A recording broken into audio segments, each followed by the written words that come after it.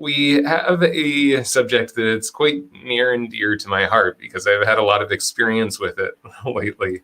And it's really defining me versus not me.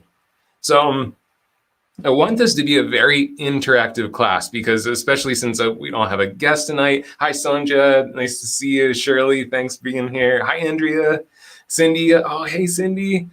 So many of you here. So happy to have you. But I really want this to be a very interactive class because I'm here by myself and I don't want to feel lonely. So if you're ready to work with me today, just type into the chat, I'm here. So type into the chat, I'm here if you're ready to work with me.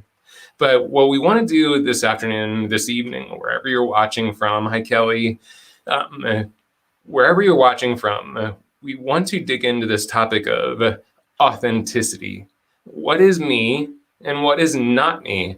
And it'll become more clear as we talk why that's so important to make that distinction. Awesome, seeing lots of I'm here's. Very cool.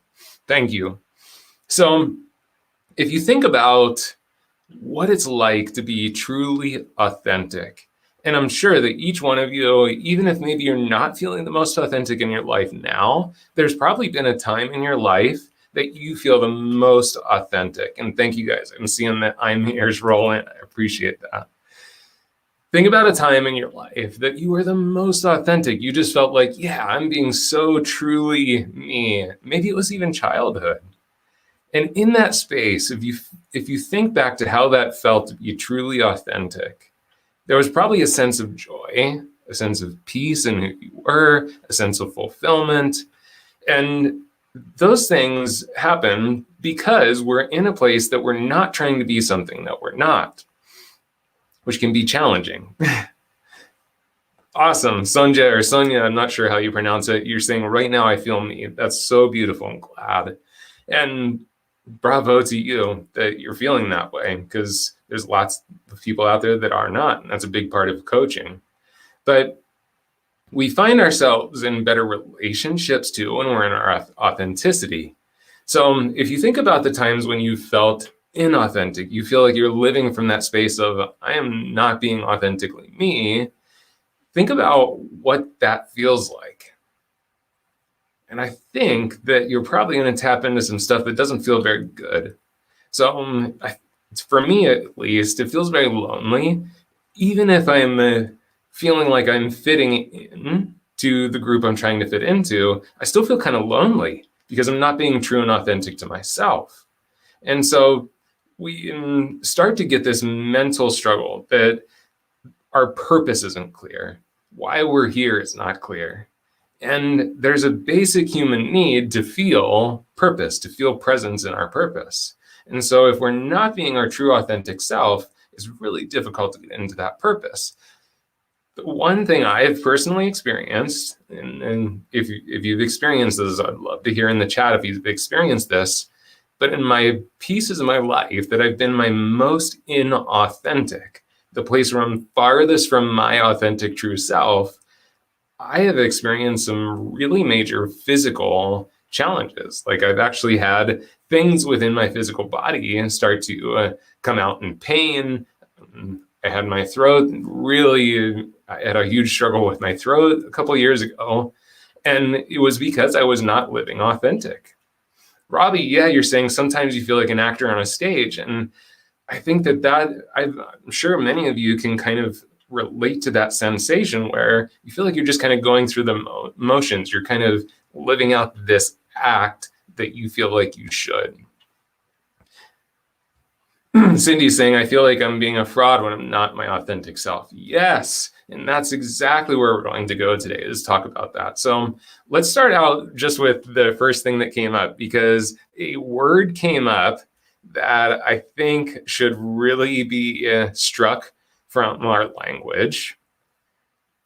Sorry, I'm trying to get my comments back up here. Yes, Melissa, stress can definitely do that. And that was part of it.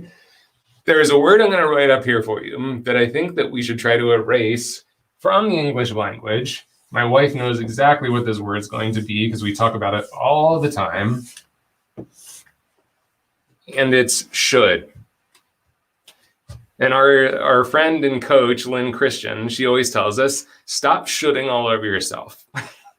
And I love that because it's so true. We do. We tend to should all over ourselves. Shirley saying, yeah, I despise that should word. And yeah, Rocio, you're saying some people think they can tell you how to be. So let's think about where should comes from. Where does should come from? Does it come from outside? Does it come from inside? Where does it come from for you that should word comes forward? Trina's saying, oh yeah, I hate that should too. Because should is that moment that we're not being true, we're not being authentic. Because at that point, it's what we think we should do versus what we're being called to do, or what we're feeling inside is the purpose for what we should be doing.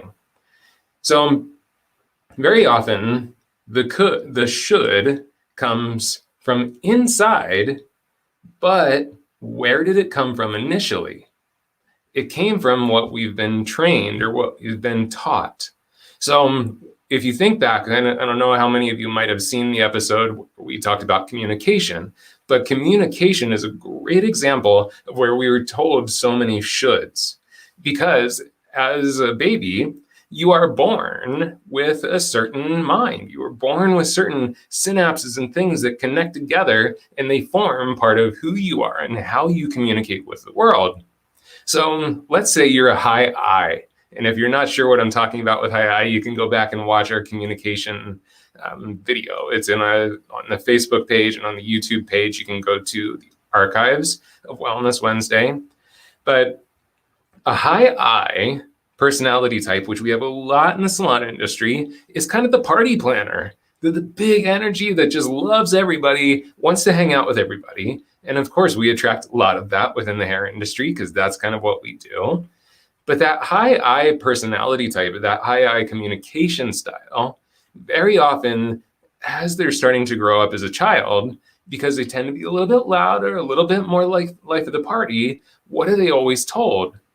You should try to be a little bit more quiet. Hey, you should kind of rein it in a little bit and not be such a focus of everyone's attention.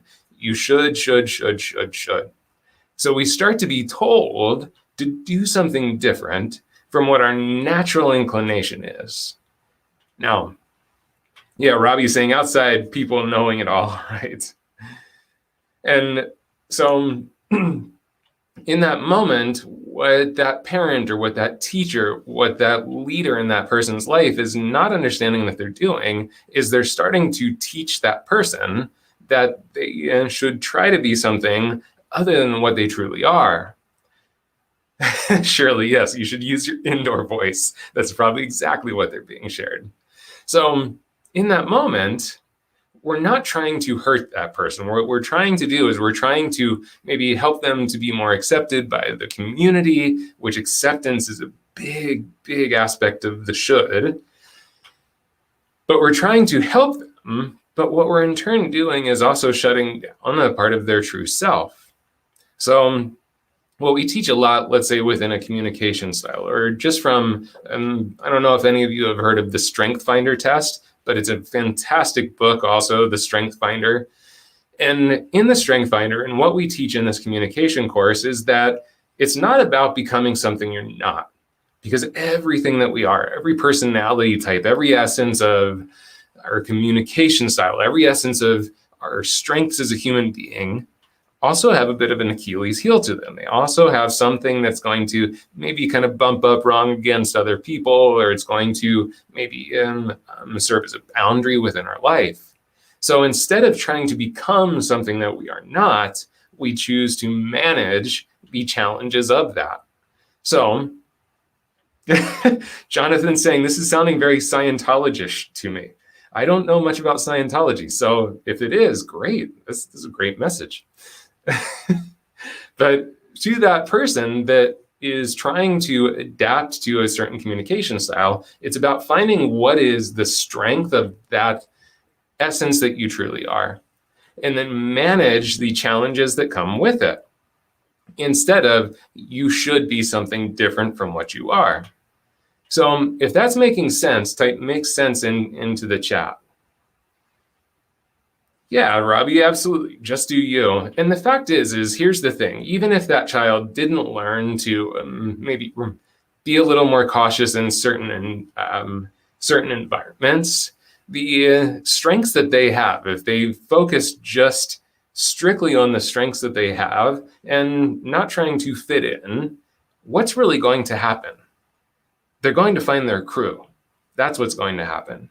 And the acceptance part of our program, the acceptance part of what we're taught all through our life, you need to fit in, you need to be accepted, you need to be all these certain ways. That's what gets us into trouble, because we start to dull the authentic self so that we can now be a part of society, we can be a part of community, we can be a part of this group, we can be a part of this profession. And that's where things start to not feel very authentic. Good, I'm seeing lots of yeses, making sense, totally makes sense. Surely loved that book. I'm thinking you mean Strength Finder. Trina says, yeah, just caught myself saying this to my 16-year-old. And he said, I am who I am. I said, refine it. Ooh, so Trina, I kind of like that, refine it. So one of the people that I really watch pretty often, they talk about cultivating and maturing those aspects. And when we learn to take those strengths, when we learn to see those strengths and learn to cultivate those strengths versus trying to dull them, then we can focus them, we can refine them. So I actually like how you referred to that. So yeah. Melissa, thank you. We should not suppress person's personality. Makes sense. Know your calling. Thank you, Carrie Jo. For me, should comes from trying to make other people happy. So let's talk a little bit about needs, because this is a huge part of where these things come from.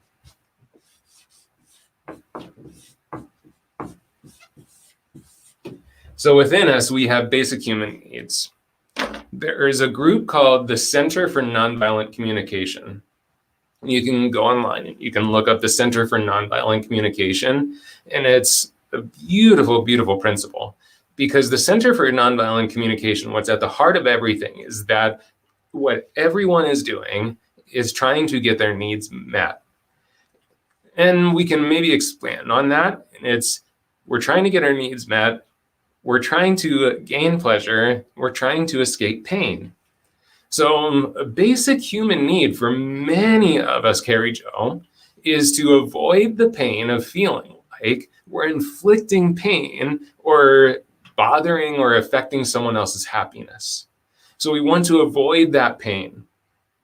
So in that, we start to create stories. The head brain up here, what it's always trying to do, please understand this, every story that you tell up here, every single one, the purpose of that story, no matter how hurtful it is to you, is in some way trying to serve you by bringing you some kind of pleasure or helping you to avoid some type of pain. I hope that makes sense. And that's a tough one to swallow. So even these challenging stories that come up, these challenging stories of you're not enough, you're not this person, you make people upset when you do fill in the blank. These stories are with the purpose of trying to get a need met or trying to protect you in some way. So if we can identify that need, and so for you, I hope you don't, in the year that I'm using your example, my friend, but it just spoke out to me, Carrie Jo. You're saying for you, the should comes from trying to make other people happy. So what I would recommend is that you look at that need. What need within you is making other people happy? What need is that fulfilling to you? Because when we look at what need we're fulfilling, then we can fulfill it from a different perspective. We can fulfill it from a more authentic and holistic perspective. So if the need is to support others and to make them happy, then we can say, okay, well, what's actually authentic to me? What's real about who I am and what I am? And the strengths that I have innately, what can I do for others that helps to serve that purpose? If that need starts to get met, we will stop doing the unresourceful process. So we're replacing how we're doing it unresourcefully. My mentor, Suzanne, always says it's either resourceful or unresourceful. And we can replace the unresourceful habit or the unresourceful way that we're getting the need met with something more resourceful. So that's one of the ways that we can start to shift the should out from underneath us. And I just want to take a quick look at the comments because I want to stay engaged with you guys. Joey's saying, coming from a small town, I'm a very proud personality, but I see myself changing faces for different people. Yes. So again, it kind of comes back to that people-pleasing aspect. We want to, when we look at it from an escape of pain part, which is, again, that's what the head is always trying to do for us. It's always trying to serve us from fulfilling need or escaping pain. And so if we look at it from that perspective, that people-pleasing aspect of us, that's not necessarily a bad thing if you look at it from a surface level, right? We want to make people happy. We don't want to rub people the wrong way because it doesn't feel good. And I think a lot of us that feel that, because I definitely feel that sometimes too. We get kind of jealous of the people that we see around us that don't seem to have that circuitry, and they kind of don't care. They just live their life, and it's like, oh, sorry, you didn't like that, whatever. But they kind of just live very authentically to that. Well, sometimes those people also get kind of labeled as kind of uncaring. Let's put it that way. So again, what it comes down to, Joey, is looking at what is the need that's being fulfilled. What are you trying to protect yourself from? And then choosing a different avenue that is more authentic to you, that you can meet that need, or that you can still travel a path that will not bring you to that pain that you're trying to avoid. So yeah, thank you. Behind the scenes, they just popped in the Center for Nonviolent Communication website, so you guys can jump back into it. Robbie's saying, with the pandemic, it's very challenging to stay happy and convey it. Love what I do, and I have never felt like this was work until now. Yeah, and Robbie, I think that you're in a group of people that could probably relate to this, because I think there's a lot of people out there, especially hairdressers, that before this, they had a career that felt very fulfilling to them, and now it has kind of shifted to some things that are really challenging, and it does feel more like work. And I actually just did a program for Salon 1800 in Chicago this morning, where we tapped into a different part of the body, a different part of our intelligence, to change things up. And I know this is a little off topic, so forgive me, but I do want to just speak to this because I'm sure that some of you are experiencing this too.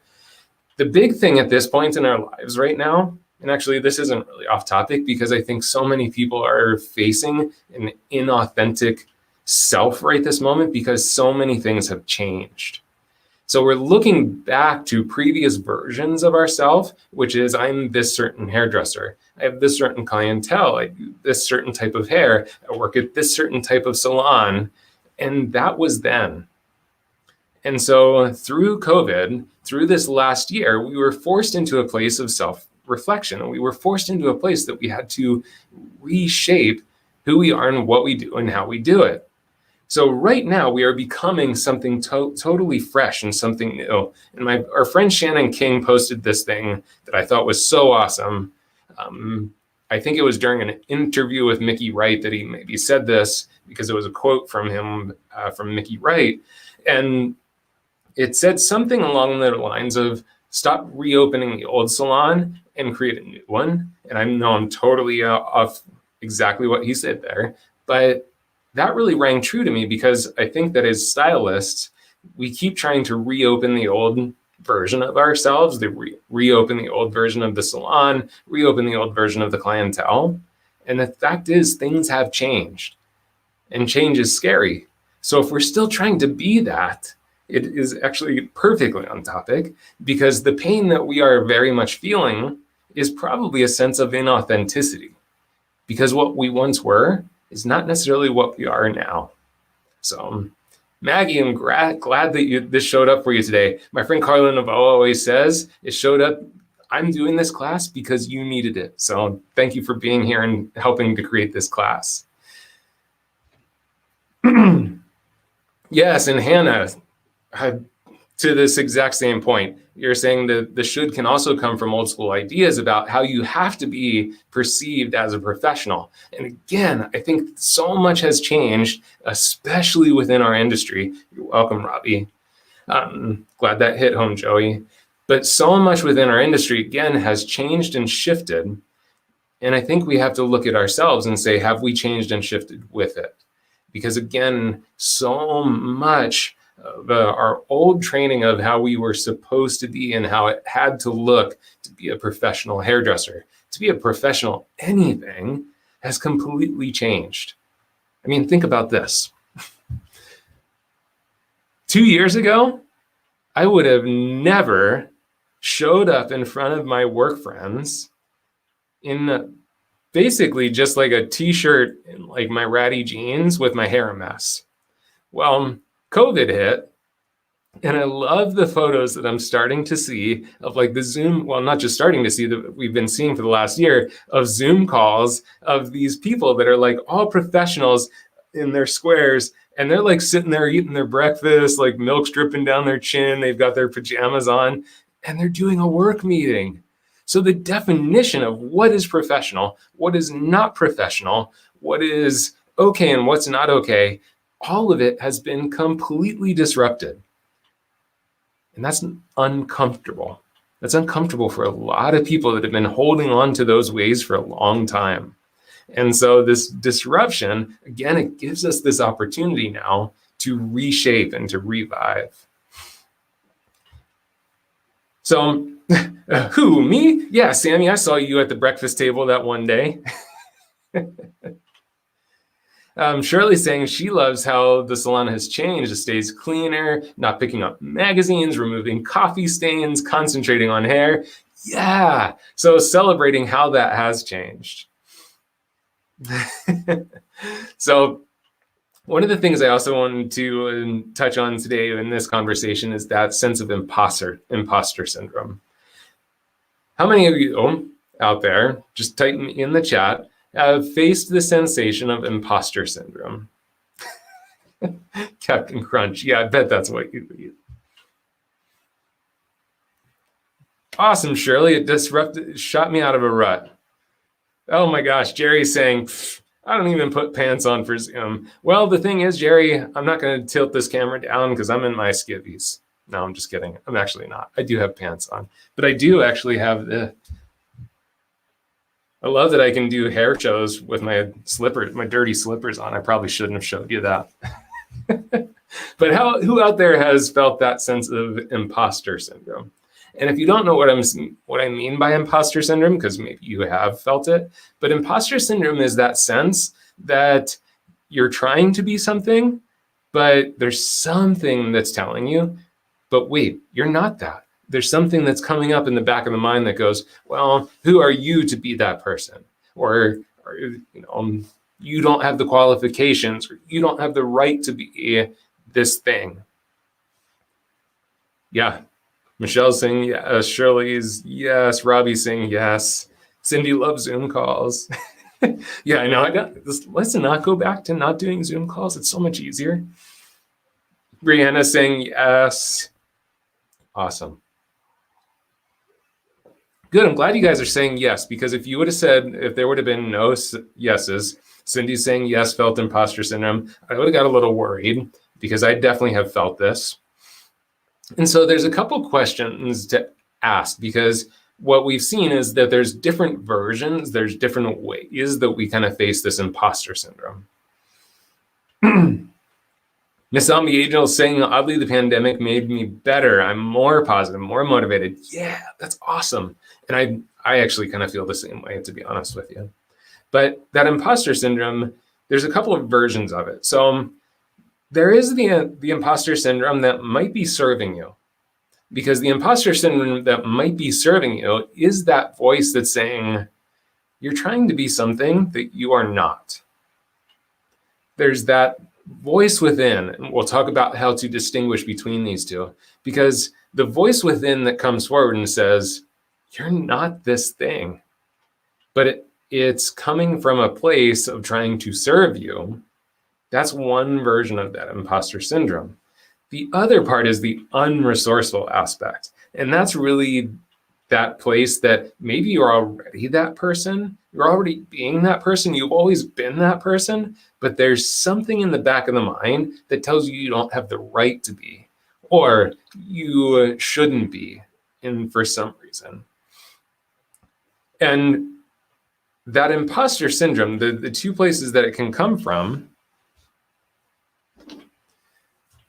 if it comes from up at the top, the head, the head brain, that's where stories a lot of times come in.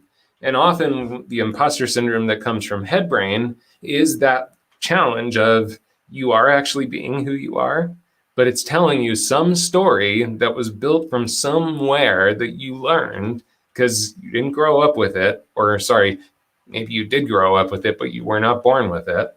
But some story along the way told you you're not enough. You don't have the right to be this person. You don't have the right to this level of expertise. You don't have the right to share this kind of content. And so it's the head brain retelling a story that it thinks is trying to protect you from maybe being embarrassed because you're not actually that person. But at your heart, and through your experience and through your training, you are absolutely every bit of that person. So these kind of head brain stories, definitely not resourceful. The resourceful version of imposter syndrome comes from deep down below. That comes from the gut brain. And if you don't know what I'm saying by gut brain and head brain, also, you can go back, and in the archives, we have a whole Wellness Wednesday about the different intelligences.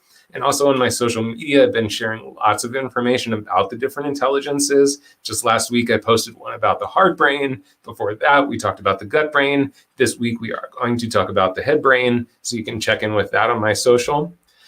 But that deep gut sense that you are trying to be something that you are truly not, that is trying to be resourceful. And so how do we tap into this? We tap into it by getting quiet. So this morning, like I said, I did a class for Salon 1800. It was more of like a group coaching exercise. And we got the head brain to quiet down and to chill out. So then we tapped into the heart, which is our source of values. It's our source of connection, compassion, empathy.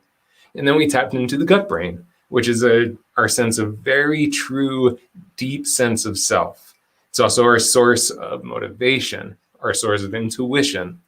And within those, if you can speak more directly to those, we get a more true, a true idea of the truth behind the story. So story tends to come from up here, but that urge, that sense of truth, that comes from deep within. And so the difference very often is, how does it feel? Because the head brain stories tend to make us feel bad, makes us feel guilty. Those gut brain impulsive, or not impulsive, but intuitive, instinctual aspects, that tends to feel more as calling, like you're being called forward to do something different. And I know Sam won't mind me in sharing this story, but I had to face this very real in the last couple of years, because as many of you know, that for most of my life, I've been a hairdresser. For 20 some odd years, I've been a hairdresser, and that's been my deep identity within my work life. And for most of that time, I felt very authentic to that identity, that I am a hairdresser, I'm a hairdressing teacher, I'm a salon owner, I'm a salon mentor. But a couple of years ago, I started to experience a change and a shift in my focus. And really, I started to feel called more towards this side, which is my coaching side of my business. And I ignored it. I started to make the excuse or make the story within my head of, well, you have this great position with Samvia, you're their education director, you get to travel and teach, and you get to do these photo shoots and all these different things. And so I was able to kind of talk myself back into, well, no, just try harder, do more yoga, do more meditation, all these different things. But really where it was showing up, and you can still hear it sometimes, is in my voice. My throat was starting to close. And it was my body telling me that I wasn't speaking my truth. Because I had, just out of pure transparency, because I hope that my transparency might help you, it got to a point where it wasn't my passion anymore. The craft of hair, the craft of hairdressing, and the art of hairdressing just wasn't my passion anymore. And that was hard. That was really difficult to face because it had been that for so long. So this past year with COVID, with everything we've experienced as a planet, plus here in my town, we had huge fires burn down a good portion of our town. We weren't sure if we were going to lose our house or not. It was a big wake up call. And it was time to make the shift. And so I went to Sam and I said, this is really hard to share, but it's time for me to follow that deep internal pull, which did really come from deep within the belly, to move forward in a different direction.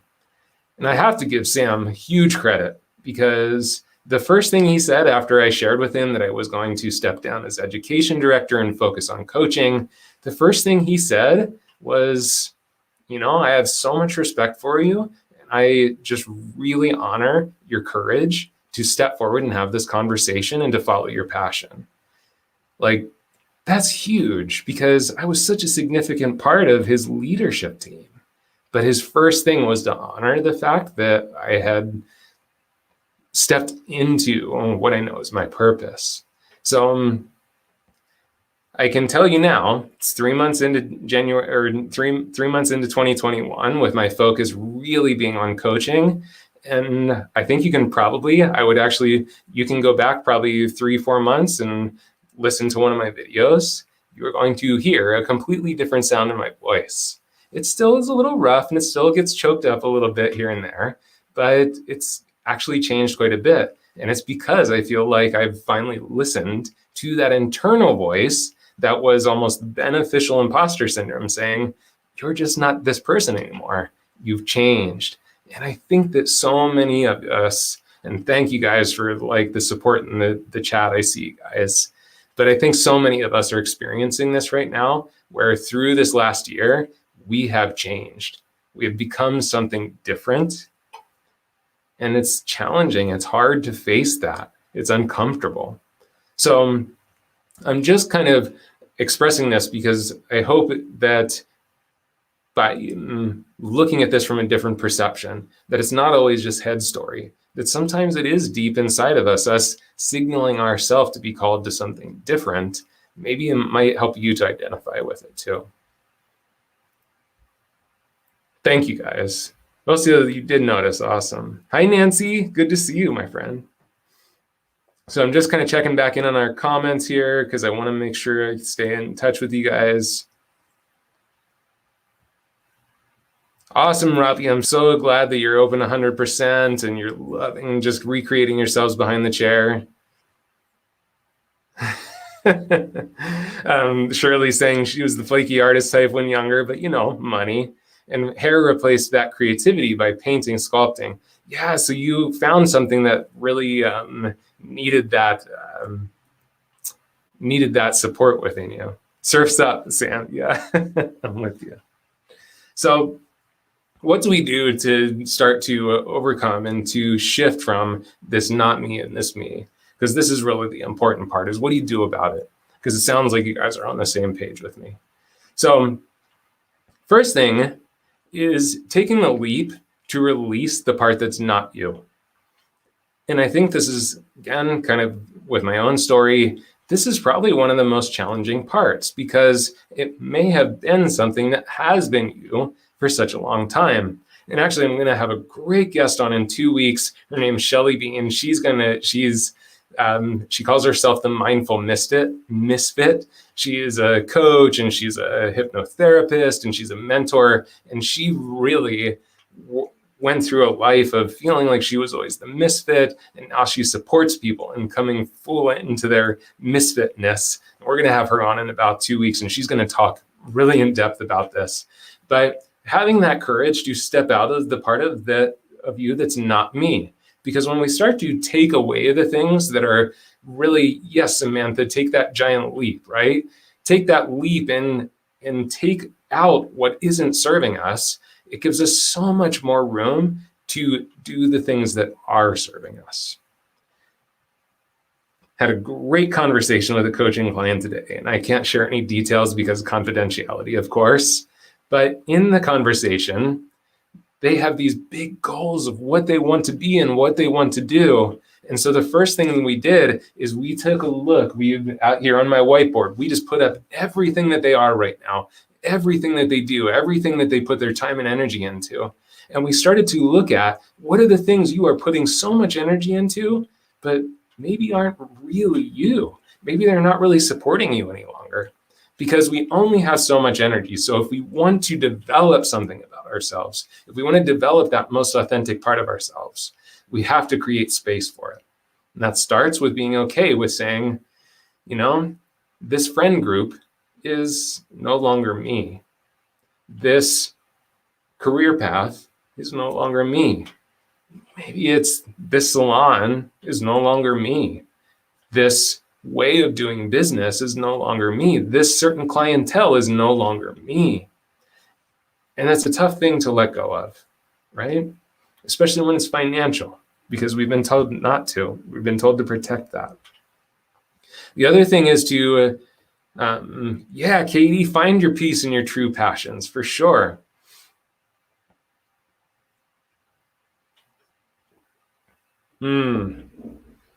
Amber, I hope you don't mind if I share this. I don't think you will, since you put it into the public chat. But Amber, I'm going to actually bring it up on screen because this is awesome. And thank you for sharing this, because it's very vulnerable to share this. I'm having a really hard time being my authentic self in cosmetology school. I'm 44, I feel insecurity around a very young group, finding it experiencing a lot of self-doubt. Amber, I will tell you that almost every person in the last 22 years of my career that has gone into hair school, not fresh out of high school, not fresh out of college, in their younger part of your years, almost every single person that has started in their 30s, 40s, 50s, I've talked to 60-year-old people that started cosmetology school because it was their original passion. Almost all of them felt similar experiences. I've also talked to people that go back to college later in life and have a similar experience. And I can really imagine sitting down in this classroom and you're maybe the only person above the age of 22. And so of course you're going to have that sense of self-doubt. Oh, they're younger than me. They're starting younger in their career. They're doing this, they're doing that. And the comparison monster just becomes overwhelming. Talk about the should. That comparison monster, that brings in the should something fierce. The problem with the comparison monster is that it does not recognize your position that you hold that is completely unique within that space. Think about this. There is a clientele that is just for you, that they won't trust someone younger than you. They won't trust the kid fresh out of school. Just by you not being the kid fresh out of school, the 18, 19, 20, 21, 22-year-old person fresh out of school, they're going to trust you more. And so I just had a conversation with a friend of mine that's looking to get into coaching. And the first thing that they said, and I totally support this, is they're like, everyone's trying to become a coach right now. And to be honest, if I didn't start my coaching path 10 years ago, I'd probably be a little bit more nervous to take this leap right now if it was my first time taking this leap. So they're Perception is because they're now in their 40s. Well, there's all these people already doing it. There's so many people out there trying to get into it. So this market's so saturated. How would, I don't want to go into this overly saturated market. The fact of the matter is, guys, I don't even care how small the town that you're in. The number of people that are in your town, in your community, in your state, on this planet, we have over 8 billion people on the planet right now. Well, if you take that, you start to look at how many people you actually need to build that perfect clientele of people that you love to sit there and work with every single day. Out of that group of people in your community, in your state, in this world, is actually not that big. And you have a certain set of experiences, you have a certain set of training, you have a certain set of life. I already said experiences, but I meant that from a professional standpoint. You also have a certain set of life experience, that there is a specific group of people that you, in particular, are perfectly suited to serve.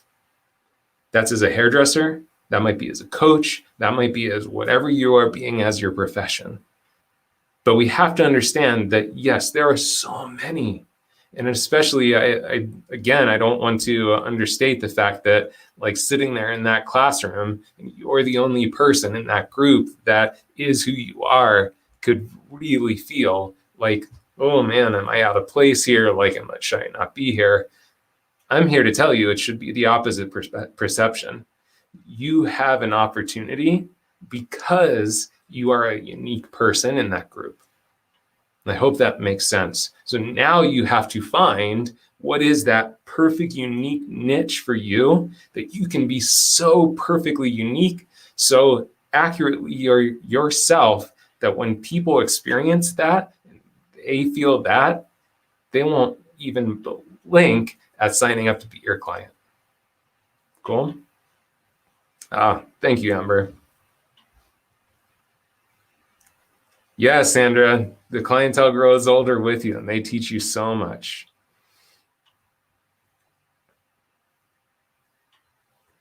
Okay, Maria, I hope you don't mind. I'm bringing your question up on screen because this is also something that I think a lot of people can relate to.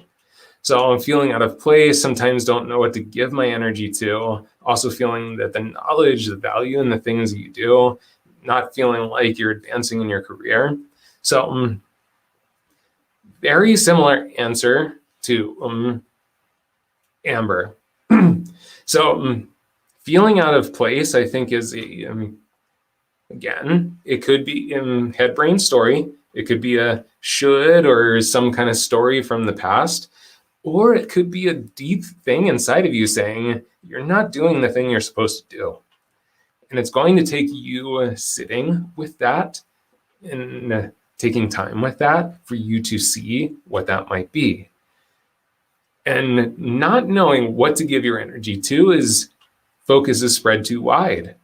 And just like Amber has the perfect clientele out there, if Amber decides to say, this is my experience, this is my profession, this is my knowledge, this is where I sit best, then you can stop feeling so overwhelmed of all of these different places to place your energy and place your focus. And I'm going to share something with you guys here quick, because I think this will be awesome for a lot of you. Because it sounds like a lot of you might be feeling that same sensation. And this will work whether you're maybe looking at, hey, should I be in the industry? Should I not be in the industry? Should I be at the salon? What kind of hairdresser? Good. I'm glad it's speaking to you. Yes, Marcia. Right. Okay, so what I'm going to share with you is it's a project that originally my personal coach for many, many years, Lynn Christian, adapted from something from her history with Franklin Covey. And then she gave me permission to kind of adapt to my own coaching group. So there's this thing that she calls it the Hedgehog Project, which I love, because the hedgehog, the purpose of the idea of the hedgehog is that they are so perfectly suited to do what they do because their defense mechanism is to curl in a ball. So they have to be able to protect themselves inside that ball. So they have this perfect and very unique defense system. So each one of you watching, you have your own kind of version of a hedgehog because you are so perfectly suited to something. So here's how you find it. And this is really going to help with the authenticity factor. The first thing we want to look at is, what are our passions?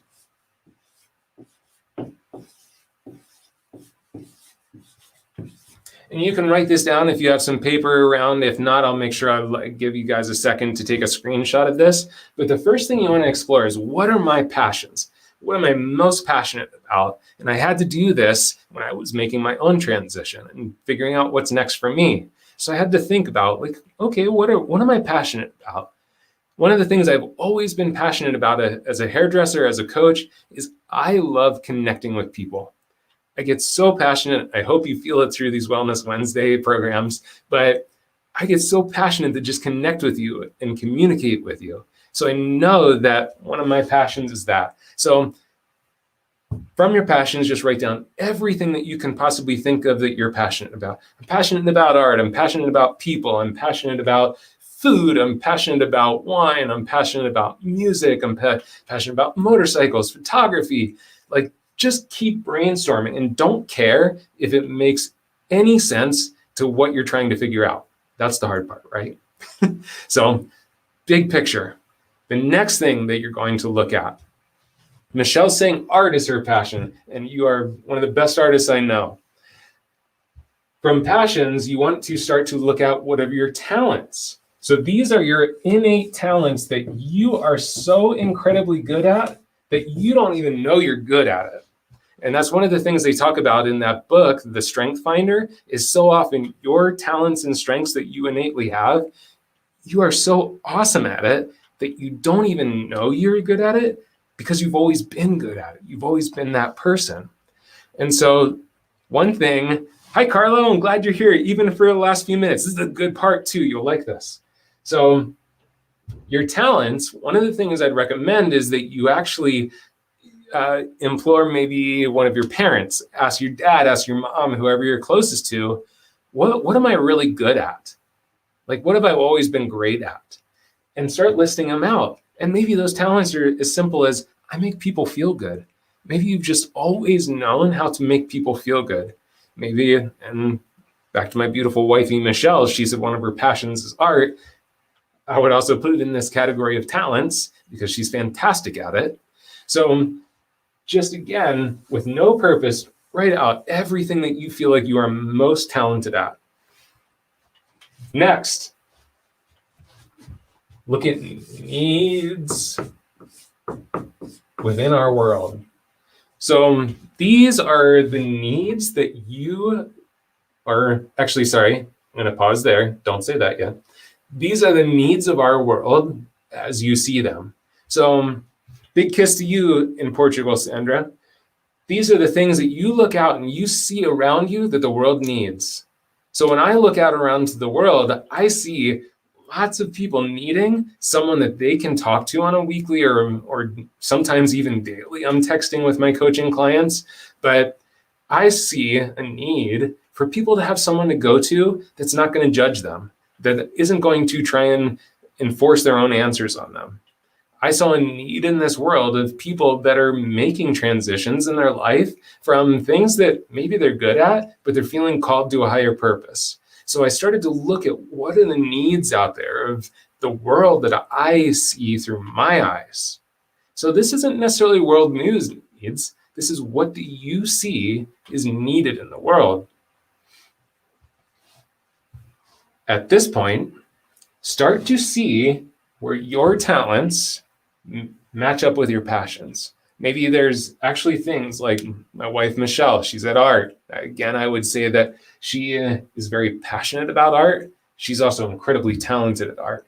So that points to something like, ooh, okay, it's a talent and a passion. Because here's the thing, I'm very talented at numbers. My mind remembers numbers so well. I can see my hotel room once, and I know exactly what that hotel room is. I can see people's phone numbers sometimes and know them like that. I know my credit card numbers, all that stuff. I don't like numbers. It's not fun for me. I don't enjoy math. So It's a talent of mine, but it is definitely not a passion. So we're starting to look at where these two things cross over. Once you see your talents and your passions, how can you take those beautiful talents, those beautiful passions, and start to apply them to a need that you see out there in the world? And you can do this even as a hairdresser to refine who you are as a hairdresser. As a hairdresser, what are your passions? This isn't just about like changing careers, but as a hairdresser, what's your passion? What are you most talented at? What are the needs of clients out there that you, because of where your passions and talents cross over, you're like the one person in that whole salon, maybe that one person in the whole city that can fulfill that really specific need. This makes you work from such an authentic place. The fourth and final place then is looking at how people spend money. And this is the piece that turns it into a career piece. So what you're looking for is where the talents, the passions, the needs of the world, and the ability to actually make a living from it. That is the most authentic career path that you could ever have. So what triggered us to talk about that,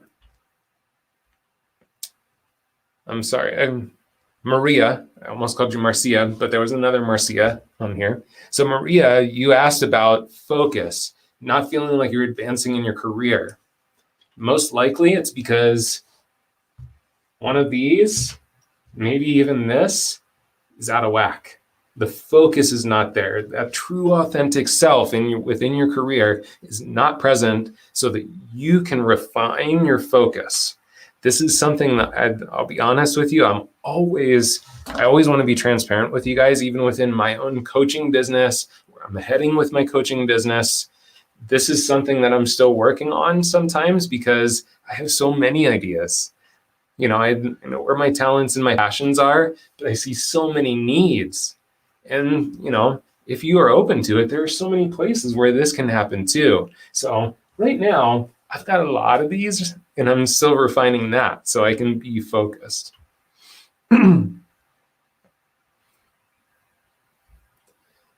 Just checking in on your comments here. Oh, cool, Shirley. Shirley says one of her talents is having one of those crazy deep conversations that starts a day, ends up all over the place with one or two other people, and then learning the most interesting things. So awesome. Yes, Sandra. Always felt like hairdressers are privileged to have human contact through touch. Might be the only contact our client has with another human all week. If you think about it, we are actually a very select group outside of medical professionals. There's not a whole lot of places that people get to have that direct contact. So yeah, so true, Sandra. So I hope that this has helped you out a little bit to start to understand that principle of me not being, really find our authentic place. And if this particular conversation really spoke to you, I would highly recommend that you check in with us in 2 weeks for my friend Shelly Bean. Like I said, she calls herself the Mindful Misfit. She's a coach. She's a hypnotherapist, which I've never been hypnotized. Have you guys ever been hypnotized? I've never done it. I want to try it.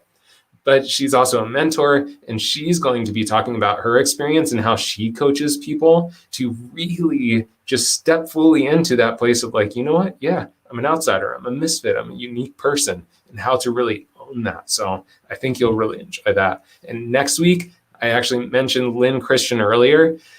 Lynn's going to be back on. She's been on, it was actually back when we were calling it Cabin Fever, but she was on the show before. She's going to be back on next week, and she brings the neuroscience to coaching that you guys are just going to love. So definitely is some great guests coming up. So here is Carrie Jo saying, definitely got hypnotized. So you got to try it. Okay, I'll try it. I'm going to do it.